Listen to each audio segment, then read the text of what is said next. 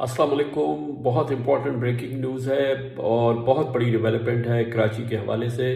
کراچی میں جاری سیاسی جو افراتفری اور بہت بڑی کشمکش تھی وہ اب سے تھوڑی دیر قبل اختتام کو پہنچی ہے۔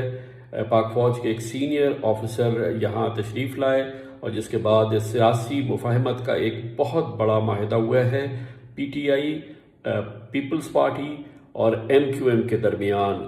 اس میں شریک تھے وزیر اعلیٰ سندھ مراد علی شاہ، پی ٹی آئی کی جانب سے جناب اسد عمر، علی زیدی، اس کے علاوہ حکومت سندھ کی جانب سے ناصر حسین شاہ، سعید غنی، ایم کیو ایم کی جانب سے میئر وسیم اختر، جس کے بعد یہ طے پایا ہے کہ کراچی میں سب مل کے کراچی کی تعمیر کے لیے، ترقی کے لیے کام کریں گے۔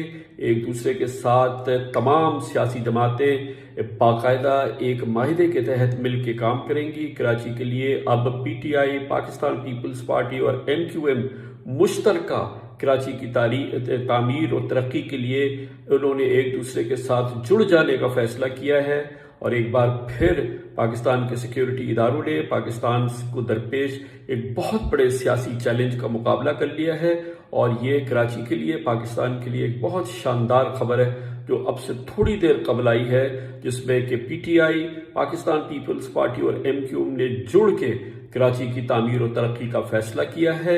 ایک بار پھر میں آپ کو بتا دوں، اس ملاقات میں جناب Asad Umar, Ali Zaidi P T I کی جانب سے، وزیر اعلیٰ مراد علی شاہ، ناصر حسین شاہ، سعید غنی پاکستان پیپلز پارٹی کی جانب سے، mayor Waseem Akhtar M Q M کی جانب سے تھے، اور یہ کراچی کے لیے بہت ہی شاندار خبر ہے جو ابھی ہمارے سامنے آئی ہے۔ میں آپ سے شیئر کرنا چاہتا ہوں، یہ بہت بڑی بریکنگ نیوز ہے۔